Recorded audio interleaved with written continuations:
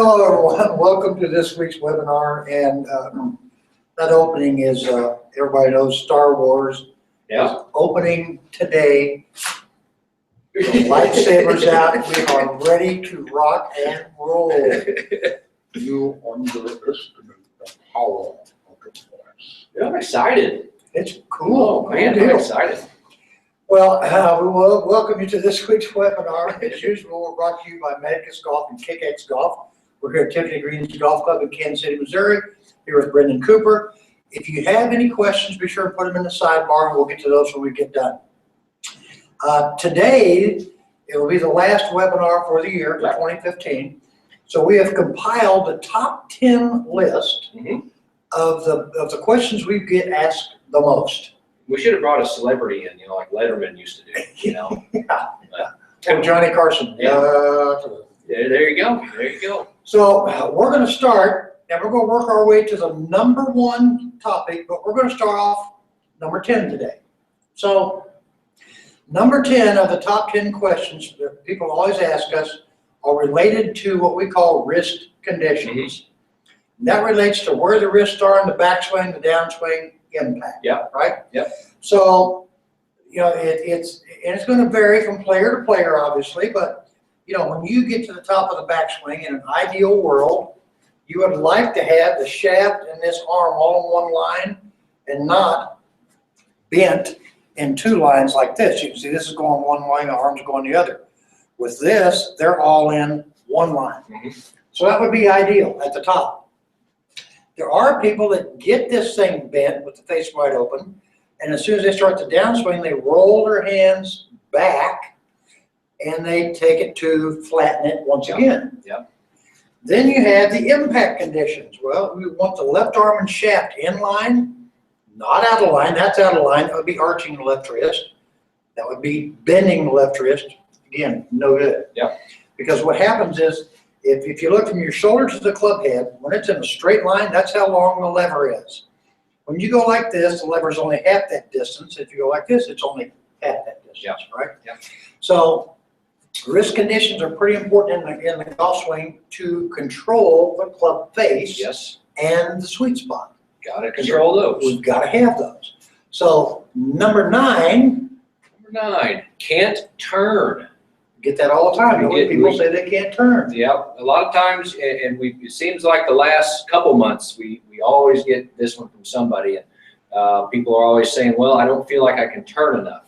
Well, what we always tell somebody to do is if I stood straight up and down, and if the camera said my name and I turned and said, hello, camera, well, I did a turn. So I'll do it from this side. If Chuck says my name, hello, B. See, I made a turn. And more times than not, people can, even with bad backs, people can make this motion. What we've got to do is we've got to also get the feel for it if we're in a golf posture. So again, if I'm in my posture, the camera says my name, well, I'm just going to turn. Now, sometimes people ask, well, if the left heel has to get pulled up in order for you to make a free turn back, then let it get pulled up. You don't have to worry about trying to keep the left heel down if your body won't let you do it. And you'll also notice when Brenndan does this, as he goes in, you watch how his left knee travels also. His left knee will actually travel inward towards his right knee. Okay, we see some people, some coaching likes to have this knee go that way. And that wouldn't actually, he's not actually turning at that point. No, it's, okay. So it's okay to let that thing travel too. And again, we want you to have feel like you're having a free turn back, and it's also the same. So there'd be the back, and then left heel would go down if it comes up, and a free turn through. All right, so number 8, we get a lot of questions on the grip. How do I find the right grip? What grip should I use for this? Should I have a weaker grip when I'm hitting bunker shots? I mean, just all kinds of things. So again, as we've talked, if you look how I'm standing and facing you right now, you'll see my hand hangs at an angle. Mine doesn't hang like this, and it doesn't hang like that. Some of you will. Mine just typically hangs like this. So if I just bring this club over, let my hand hang and put the club in it, now I have my neutral grip. And how am I going to know that that's neutral? Well, when I get this lined up at my left shoulder, all I'm going to do, this leading edge should be straight up and down. I'm going to turn my hand as far as I can this direction with no stress, and you'll see the leading edge is now level to the ground or horizontal to the ground. That would be my neutral. If I strengthen it over here, let's say I rotate it 45 degrees, and now I do that, you'll see how the club face is really turned down. Yep. So if I wanted to hit the biggest hooking type golf ball, that's what I would do. Right. Right? Yeah. So, anything else you want to add to that? No, I just, definitely find what your body will let you do. Right. We see a ton of times, especially with beginners, that the hand is not necessarily on the strong side, but it's way over on the weak Right. side. So when they do that up top, yeah, it's going to be here. And Yeah. like we talked earlier, it opens the face, and then we come down. and the face is wide open. So So if I put this grip on here and I go like this and I turn, you see that leading edge is nowhere close to horizontal to the Yep. ground. So what's going to happen is by putting my hand at the angle it hangs, when it comes back to the ball, it wants to come back to this angle. If I put it on too weak or too strong for how my hand hangs and I come back, it could very easily, the face could be shut too much or open too much. Yeah. Right? Yep. Okay, number 7. Number 7, drum roll, fat and thin shots. Oh, We get a lot of we that. get a lot of those. So, as you're finding, as we keep going through the list, we're going to keep saying we get a lot of those. Right. So, fat and thin shots. And some of these things that we're going over, they kind of tie in together. Like Chuck was talking earlier about wrist conditions. Well, if we're making a backswing and then I start to go down, and all of a sudden the sweet spot here tries to pass the hands, or I'm using my hands to throw the club head, well, now all of a sudden I've got a bent left wrist here. Right. So, that's definitely going to cause club one to bottom out early, or it's going to swing upward too quickly. There would be some thin shots. So if you're a player that has got, this is called the shot shaper from Medicus. It's just a thin, kind of like a plexiglass little board. So you can actually hit shots off of it. And, another thing you can do to really train your hands is actually put the ball just in front of it like so. Right. So now I've got a little bit of a gap right here. And the trick would be, okay, if I go to the top, now what do I have to do not to hit the board, but hit the ball? And so that's going to help educate your hands, and it's also going to help lead into number 4 on our list, but we won't let the cat out of the bag. Right. Okay, number 6. We get a lot of requests about, wedge play. And there's basically 3 ranges of wedge play that we'll call it. One is a full swing wedge. Another one is distance control wedges. And a third one is finesse wedges. Yeah. So when you're using finesse wedges, the other 2, let's talk about distance and full swing wedges. The sequence is always from the ground up and into the golf ball. With a finesse wedge, it's much more of a moving the club head, then allowing the body to come through. So you're actually coming into impact with the shaft more vertical instead of leaning forward. Yeah. Right, and so that uses the bounce of the club, so you won't take as deep a divot, and virtually no divot, actually, because you're more or less picking it off the ground using the bounce. That's for those shots that are, say, 40, 45 yards and in. Yeah. Your distance wedges, you have a distance that you're going to hit each one of your wedges, and that'll be in a full swing area.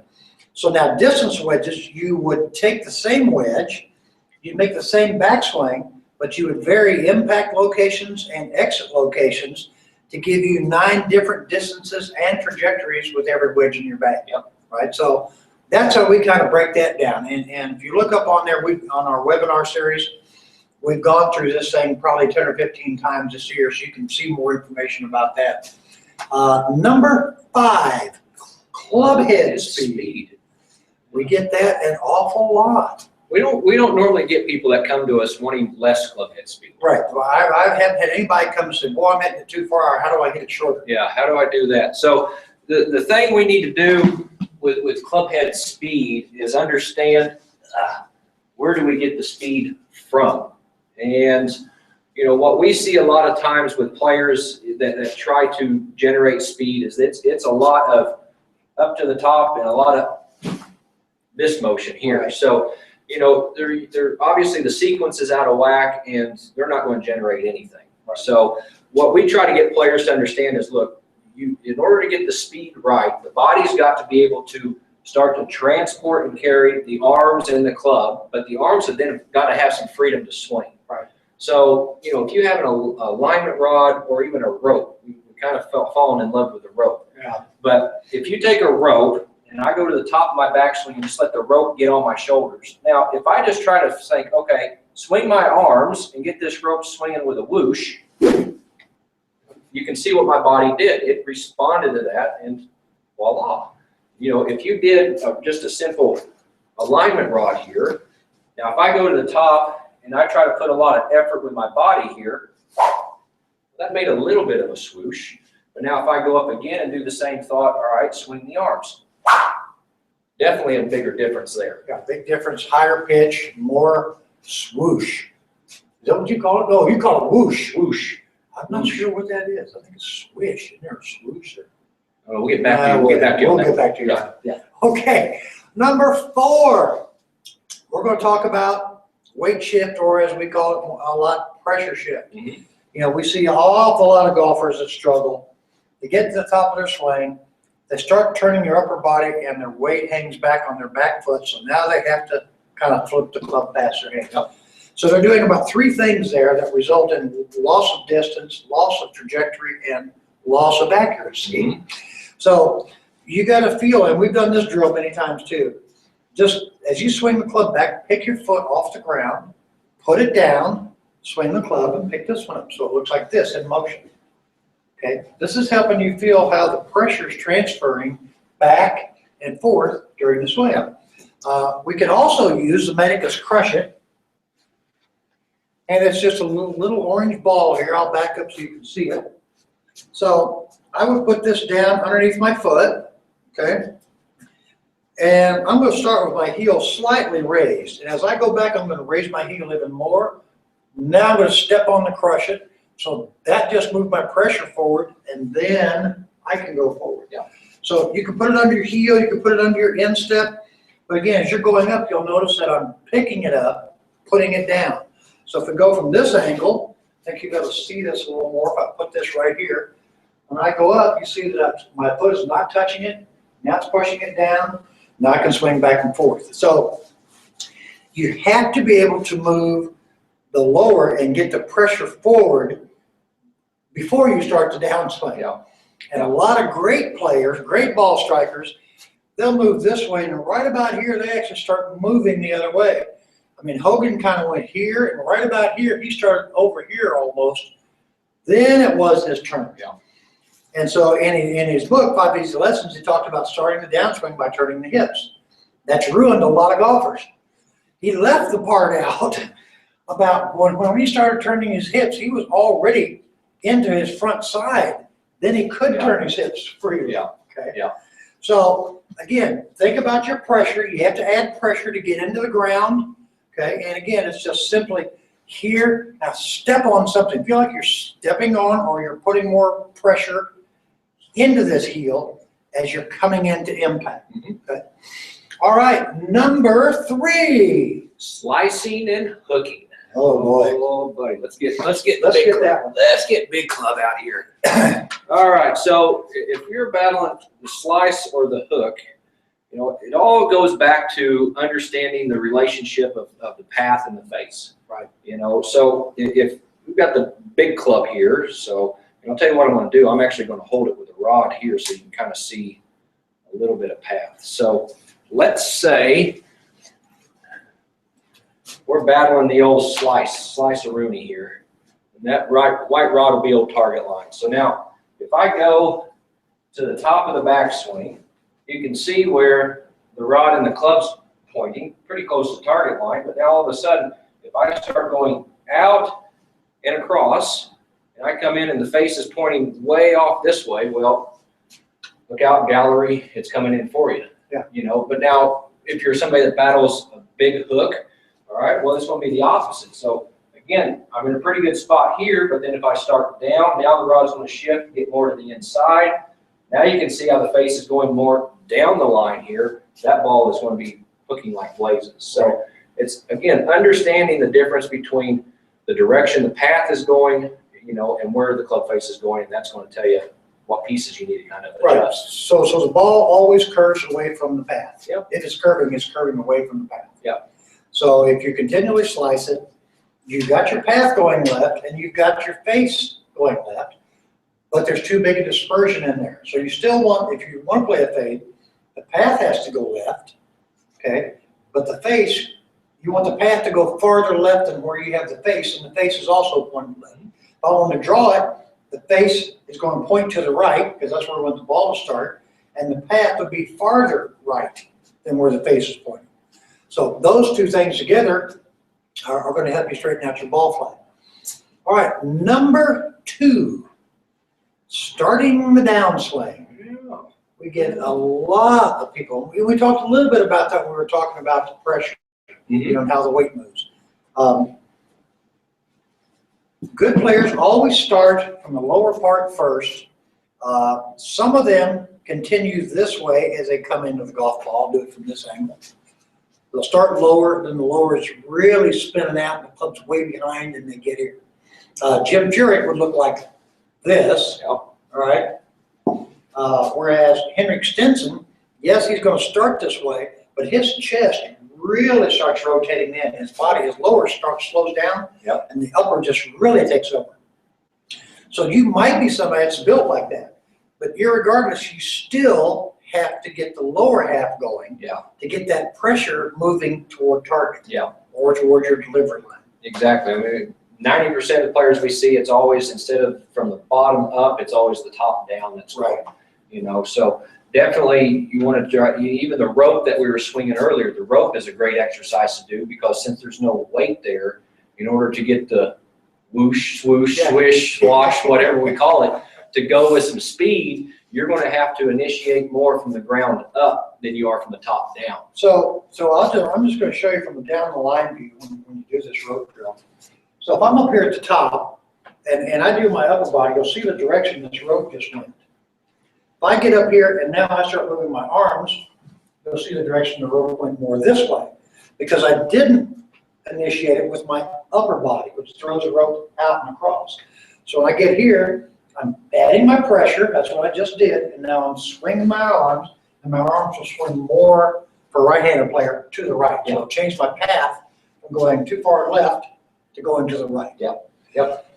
And the number one question, drum roll. It's like the, what is it, the Christmas Vacation, drum roll please. Oh, look, it's important. It's from Italy, fragile. Okay, watch Christmas Story. That's a Christmas story, Well, the two classics, though. I actually have the Lego one. Oh, yeah. We should have hooked that thing up We today. sure have. The number one question that we get more than anything else is distance. How do I get more distance?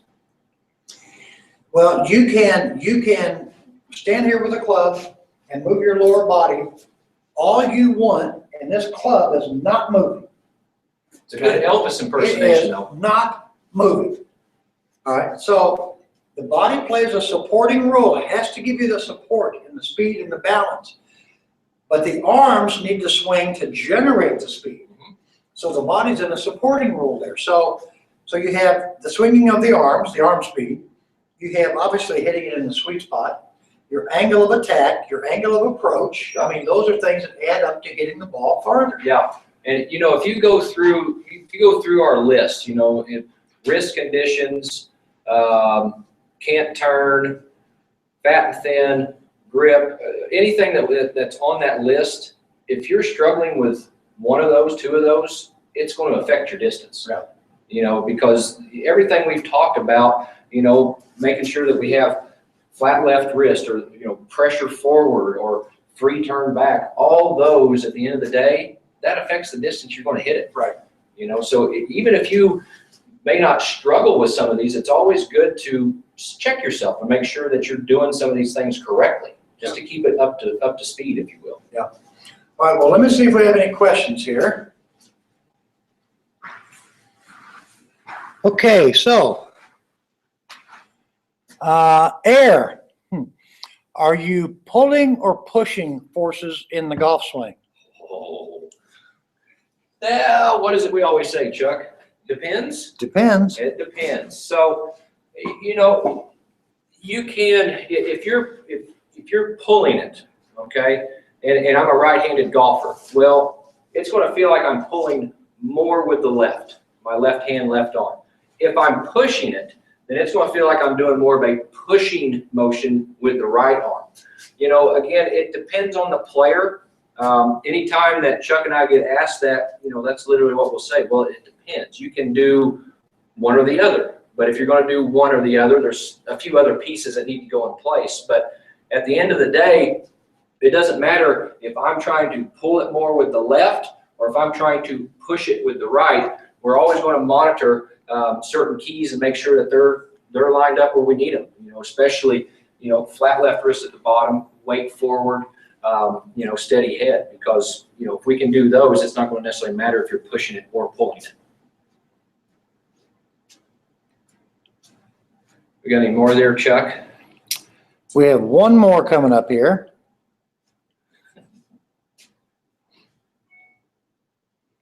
Hang on one second.